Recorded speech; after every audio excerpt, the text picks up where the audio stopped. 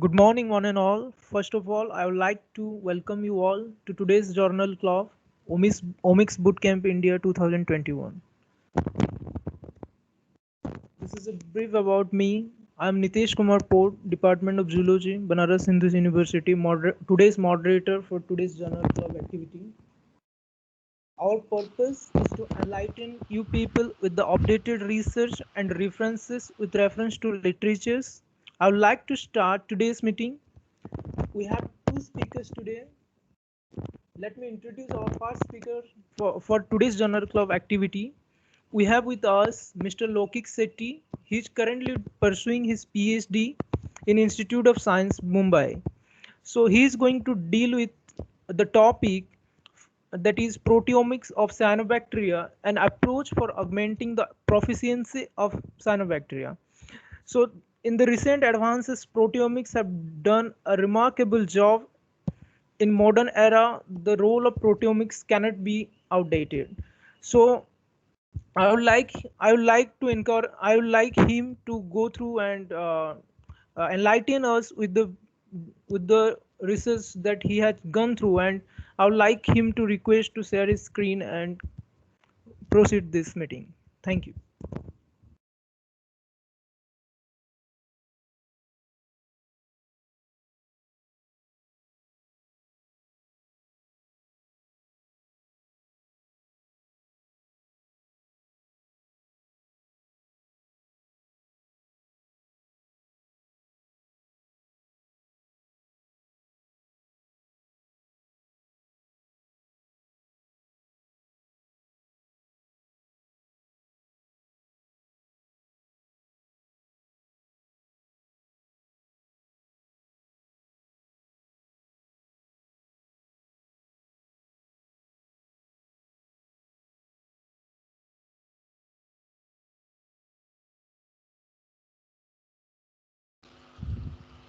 What happened? We can't see the slide.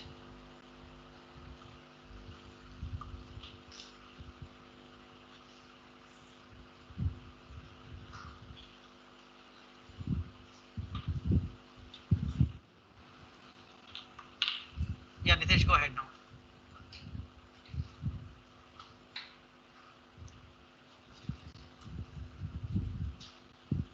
Respected sir, madam, dear colleagues and friends. Good morning everyone.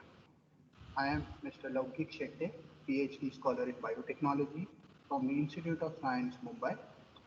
I am one of the speakers for today's Omics Journal Club, and the title of my topic is Proteomics of Cyanobacteria, an approach for augmenting the proficiency of cyanobacteria. We start with a brief introduction to cyanobacteria. Cyanobacteria, also known as blue-green algae, are oxygenic photoautotrophs exhibiting a cosmopolitan distribution in almost all possible environments and are significantly responsible for global net primary productivity.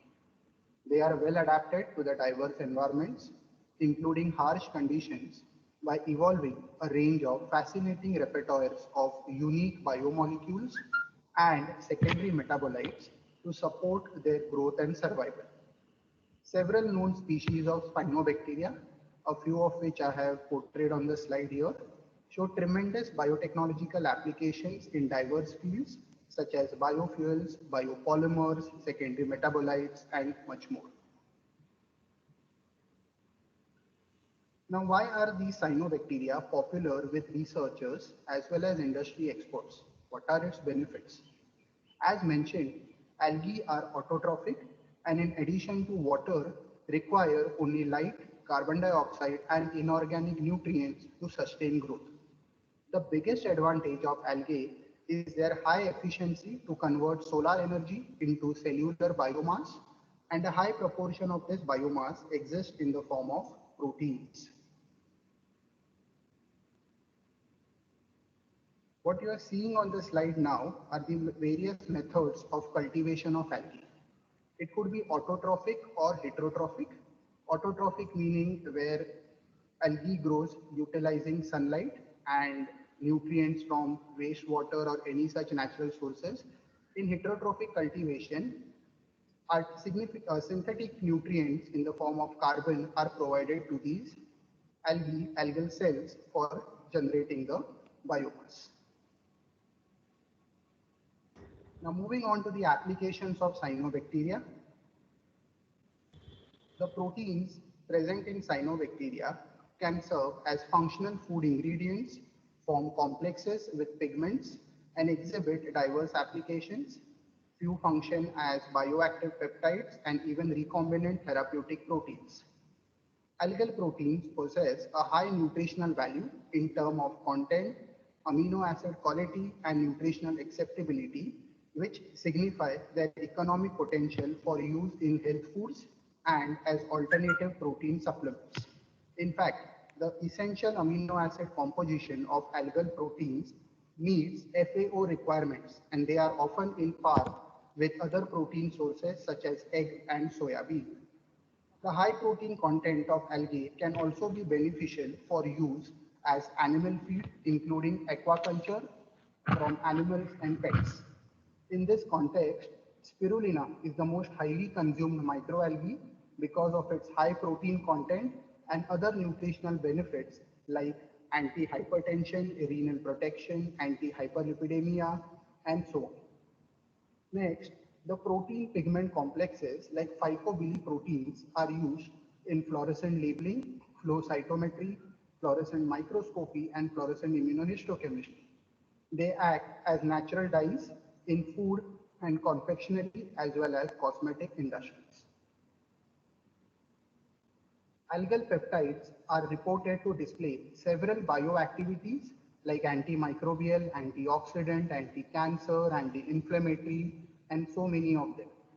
Lastly, researchers and companies are exploring microalgae like Chlamydomonas neanderthali, Spirulina subsalsa, Odonella aureata as green cell biofactories to produce value-added metabolites and heterologous proteins for pharmaceutical applications. However, not all algal proteins are beneficial and valuable. Certain species of cyanobacteria, like Microcystis aeruginosa, are responsible for what are known as toxic algal blooms that are caused by cyanotoxins synthesized by these species. The best characterized cyanotoxin is microcystine, which is a cyclic peptide known to be potent hepatotoxins that inhibit liver enzymes PP1 and PP2A. Microcystin toxicity has resulted in widespread poisoning and damage to aquatic and terrestrial ecosystems. Thus, it is evident that proteins in cyanobacteria display great functionality, and their high throughput analysis through proteomics tool can open new avenues in the field of proteomics.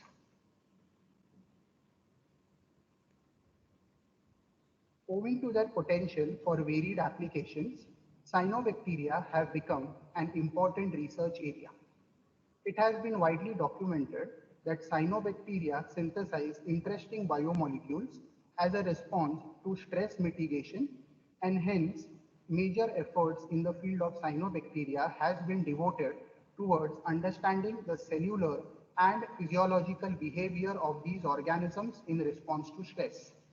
The ever-increasing number of successful cynogenome sequencing projects have also spearheaded the modernization of cyanobacterial research.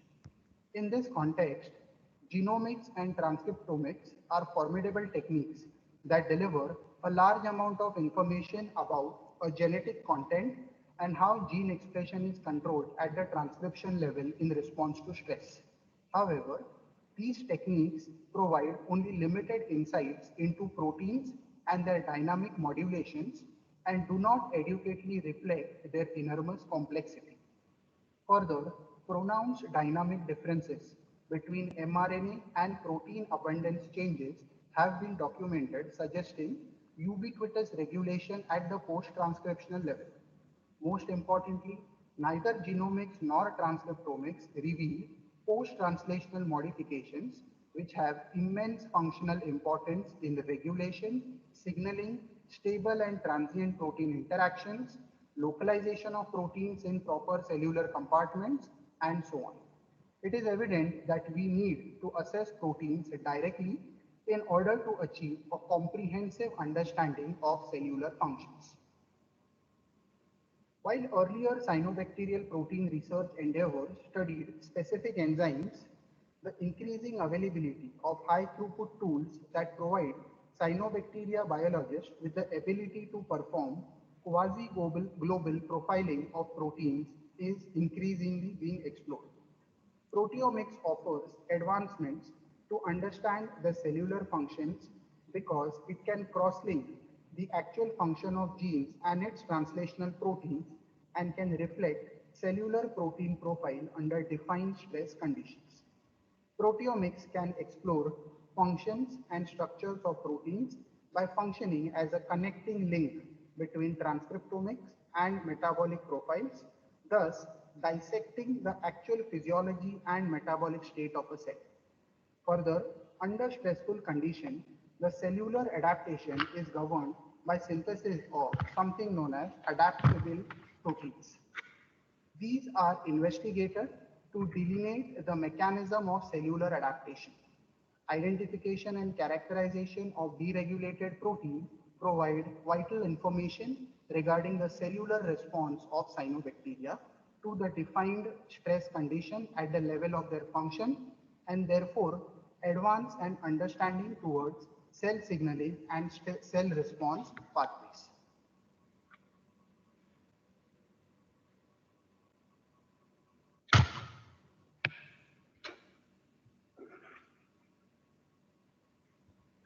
Let's now have a look on how cyanobacterial proteomics has evolved through the years. Earlier efforts in cyanobacterial proteomics relied almost exclusively on the use of single or two-dimensional gel electrophoresis. The objective of the research work undertaken during this period included qualitative protein profiling, metabolic overview of expressed proteome, and combination of targeted and extensive profiling of proteome changes as a result of environmental perturbations. Most research investigations were based on acclimatization studies of cyanobacteria with respect to changes in their protein makeup as a function of environmental growth conditions, nutrient availability, and radiations. The emergence of shotgun proteomics in around 2007 further expanded the scope of the study. Shotgun proteomics, as we all know, uses the separation capability of an in situ LC system attached upstream to tandem MS. Prominent research findings using shotgun proteomics included study of proteins involved in nitrogen fixation, photosynthesis, salt tolerance, and biofuel production. Quantification in cyanobacterial shotgun proteomics through techniques like ICAT and ITRAC was the next step that led to the development of relative as well as absolute protein quantification. Prominent research work documented in this area included up and down regulation of proteins due to changes in temperature, synthesis of bioproducts, protein quantification with respect to toxin synthesis and protein regulation during bioremediation of radioactive as well as heavy metal contaminants by cyanobacteria. Research by Mackay et al. In 2015 used PRM to accurately quantify 4 proteins playing a significant role in ion limitation in Cyanococcus species. Similarly, Zeong et al. Presented a comprehensive holistic figure on post-translational modification in protein blocks and thylakoid membrane protein complexes associated with photosystem 1 and photosystem 2 in cyanobacteria. Thus, it is quite evident that the field of cyanobacterial proteomics has evolved steadily and it has upgraded our understanding of the structure and physiology of these organisms and how they can be applied towards exploration of cyanobacteria for different purposes. We will now have a brief overview of a few selected scientific investigations that depict the application of proteomics in cyanobacterial research. The first paper is entitled Comparative Proteomics Between Natural Microcystis Isolates with a focus on microcystine synthesis, documented by Tonietti et al., published in the journal Proteome Science. The objective of this study was the study details using comparative proteomics between one naturally toxin-producing strain of Microcystis aeruginosa PCC7820 with another naturally non-toxin producing strain NIVA-CYA43A for understanding the metabolic pathway that leads to microcystine synthesis. The study demonstrates the expression of other cellular proteins in response to synthesis of microcystine. Methodology includes growth and harvest of the two variants of Microcystis aeruginosa, microcystine detection by HPLC and MALDI-TOF, protein extraction and 2D GL electrophoresis, followed by image analysis using the bionumeric software, in-gel digestion and MALDI-TOF analysis, and mascot search. Key results are microcystine toxin production was identified to happen at the end of the log phase. Presence of microcystine was detected through HPLC. MALDI-TOF analysis revealed three variants of the toxin, namely microcystine LR, microcystine RR, and microcystine LW. These three microcysteines differ in the composition of amino acids. During two-dimensional gel electrophoresis, about 220 protein spots were resolved in Microcystis aeruginosa PCC7820 and about 202 spots were observed in the non-producing Microcystis strain. The figure here shows the different protein bands observed after 2D separation. Following the bionumeric software analysis, 30 proteins of interest were chosen for identification based on differential expression. These proteins were identified by mascot following MALDI-TOF analysis, and they corresponded to 21 different protein classes. The protein identification showed that 61% of these proteins were related to energy metabolism, 18% to other membrane proteins, 6% were carboxysomes and periplasmic proteins, 12% were cytoplasmic proteins, and the remaining 3% were hypothetical proteins. Protein quantification studies showed that proteins involved in energy metabolism, that is those involved in reactions of the Kelvin cycle, glycolysis, and respiration, were upregulated in the toxin-producing state. Periplasmic proteins like carbonic anhydrase, an enzyme that participates in carbon dioxide concentrate mechanism by which aquatic organisms generate an intracellular pool of inorganic carbon, were also upregulated in the toxin-producing state. Many cytoplasmic proteins like peridoxin and acetoacetyl-CoA reductase were exclusively expressed only by the toxin-producing state. However, an inverse relation was seen amongst the membrane proteins and microcystine production. Now in the graph, the white bars represent proteins from the toxin-producing strain, while the dark bars represent proteins from the non-toxin producing strain. These graphs give a clear idea of the quantity of proteins synthesized by the respective strains. So in conclusion, the data reported here show that toxic strains are capable of producing proteins involved in energy metabolism at a higher quantity than non-toxic strains. It is inferred from the results that microcystine production is an energy-intensive process. The toxin production is synonymous with high carbon metabolism and higher energy consumption by the organism. It gives the organism photosynthetic and ecological advantage over non-toxic producing cells. The identification of proteins associated with toxin production using proteomics tools can thus help in devising methodologies and compounds which may be employed with an aim to block microcystine production by toxin pathway specific means, thus preventing its release into water. The next study is based on proteomic and metabolic analysis reveal metabolic responses to 2-hydroxypropionic acid synthesized internally in the Cyanobacterium synechocystis PCC6803. The paper is authored by Wang et al. And it is published in the journal Biotechnology for Biofuels. The objective of the study is to study the metabolic responses of Synechocystis to 3-hydroxypropionic acid synthesis which takes place internally and how is it related to the proteomic and metabolic structures.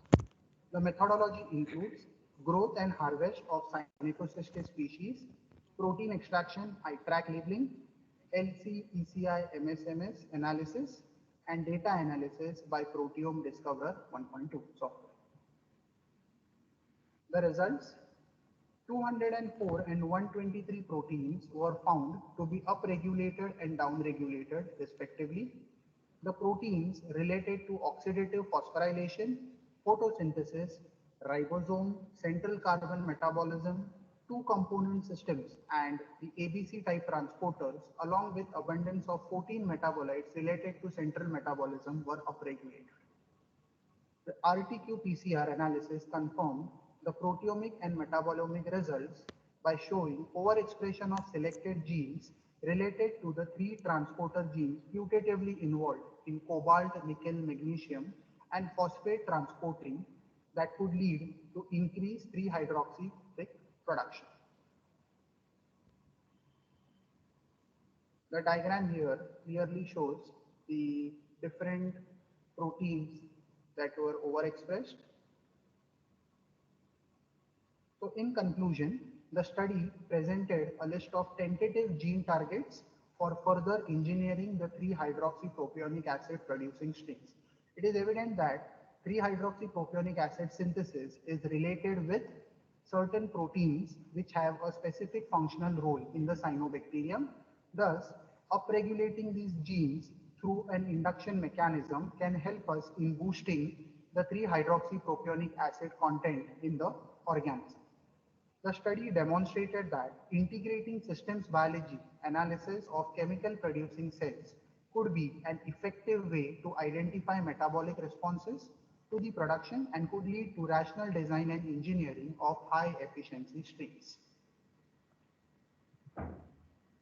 The third paper I will review is entitled Proteomic Analysis Reveals Contrasting Stress Response to Uranium in 2 nitrogen fixing Anabaena strains differentially tolerant to uranium by Panda et al. And published in the journal Aquatic Toxicology.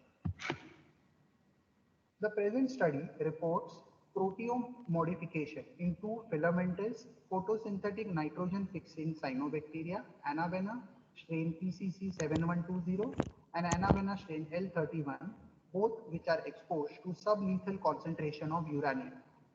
The study highlights the adaptive response of Anabaena strains involved in alleviation of uranium stress.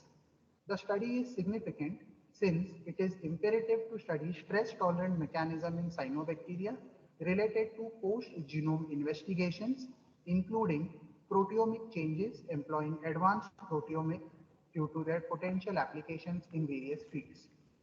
The methodology comprises of growth and harvest of Anabaena strains and uranium treatment, protein extraction and 2-dimensional gel electrophoresis, followed by image analysis using the GeneSnap software, in-gel dilation and Multitop analysis, and finally Flex analysis software. Key results: both species displayed significant difference in the level of proteins associated with photosynthesis, carbon metabolism, and oxidative stress alleviation, commensurate with their uranium tolerance. Higher uranium tolerance of Anabaena species strain L31 is attributed to sustained photosynthesis and carbon metabolism and superior oxidative stress defense as compared to the sensitive Anabaena strain. The study revealed that rapid adaptation to better oxidative stress management and maintenance of metabolic and energy homeostasis underlies superior uranium tolerance of Anabaena species L31 compared to the other species. This is attributed to the proteins associated with critical physiological processes. So in conclusion, the study described proteomic modulations associated with differential uranium tolerance in the two cyanobacterial strains of Anabaena. The study would help us devise strategies for applying algae as bioremediation agents for decontamination of radioactive or heavy metal sites. The study also depicted the role of proteomics in stress mitigation mechanism of cyanobacteria against heavy metal uranium by modulation of its proteome. So coming to the concluding remarks, we have seen that application of proteomics has made a profound impact on cyanobacterial research. It has not only provided global identification of expressed proteins in cyanobacterial cells, but has also brought valuable insights into the dynamics of cell responses to environmental challenges.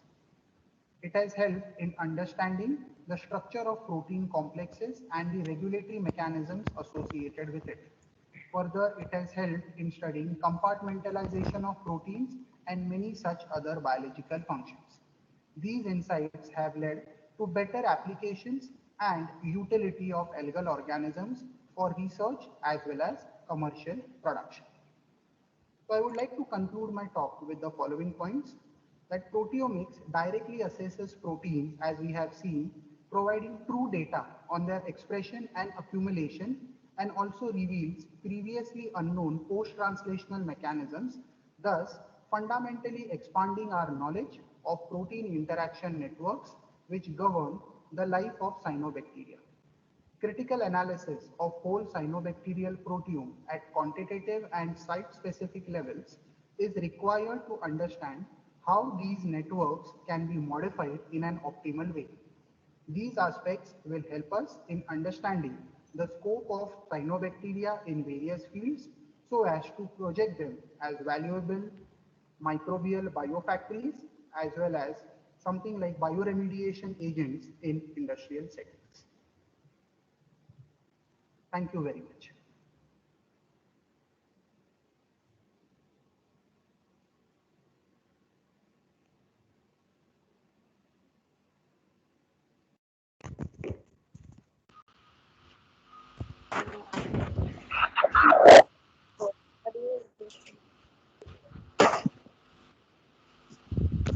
Sir, All right, yeah, Nitesh, yes, can you hear me? yes, sir. All right, good presentation. You were able to show that proteomics is applicable not only clinically but also to other organisms and cyanobacteria and having potential in the biofuel as well. So it was a good variation, at least for the theme. Uh, since you focus more on the papers which have used the 2D gels or the other gel approaches, uh, first of all, my question to you is, from your first paper, if you could look into uh, why that gel pattern, what you showed was looking, quite inefficient to show a lot of proteins. If you can refer back to your gel image and if you can go back over there. Uh, and if you can comment anything that, what you think might have happened, like what interference could be there, which has resulted into that kind of gel image. Do you have any comment on that?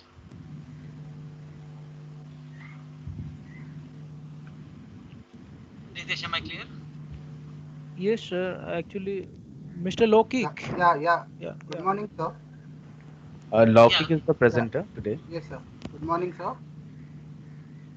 Yes, Rocky, yeah, Yeah. please go ahead. Uh, the resolution isn't quite clear in the gel pictures which have been this. So it may be due to some kind of interference from other metabolites which are also synthesized by the cyanobacterium, and that could be one of the reasons. Right. So given, I think the algal strains will have uh, various pigment and other Yes. could be higher lipid contents as well. Right. The sample preparation is very important, and that's where I Hmm. think I wanted to Yes. have you pay close attention to Okay. the quality of the data, Okay. because Okay, sir. this field proteomics has not yet reached very heavily in that area. Okay. So again, what could be the potential limitations for that? And second question in that way was that in the beginning you mentioned about ICAT, iTrack, other type of gel-free methods as well, which Yes. are quite applicable. Hmm. Did you come across some papers where they have used gel-free methods for Uh, cyanobacteria proteomics? So yes, there are a few documented reports where they have used ICAT or iTrack technologies, basically to understand how the cyanobacterial proteins respond to different kind of abiotic stress, like temperature fluctuations or nutrient fluctuations, the presence or absence of certain kind of nutrients like phosphorus or carbon dioxide. So the scientists have reported the quantification of proteins, like in the presence of a particular nutrient, say like nitrogen, how which are the proteins which get upregulated, which are synthesized more, or in case there is a deficiency of a particular nutrient. So still to survive and sustain within the environment, how does the cyanobacteria regulate its proteome? So those kind of literatures are available, which are based on the technologies like ICAT and iTrack. Okay. I'm doubtful about ICAT, but do Okay, look yeah. into it. I'm hoping iTrack must have been used. Yes, okay, sir. Uh, Also, are you working in the same area for your PhD work, or? No, sir. No, sir. I am actually working on cyanobacterium, and I'm actually working on a biopolymer synthesis in cyanobacterium. I am into synthesis of polyhydroxyalkanoids, like polymers which have plastic-like properties. All right, So good. yeah, So, actually my work doesn't have a lot of proteomics in it. It has more of microscopy and a kind of a nutrient treatment, which nutrient stress treatment, which I subject my cells to, and based on that I quantify the amount of proteins which are synthesized. I basically use spectroscopy and those kind of and some biochemical techniques for quantification of the polymer, and carry out characterization studies using different analytical instruments like FTIR or uh, and so on. all right. So then you made some effort to read some new topic here. Yes, sir. Yes, actually it was, yeah. Okay. All right. Very good. So Thank you. good presentation. Thank I am done. If anybody else want to ask some question.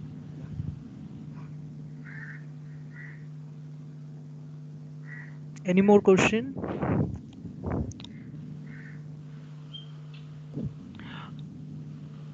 Otherwise, Nitesh, you can start the next. People can type questions here in the forum.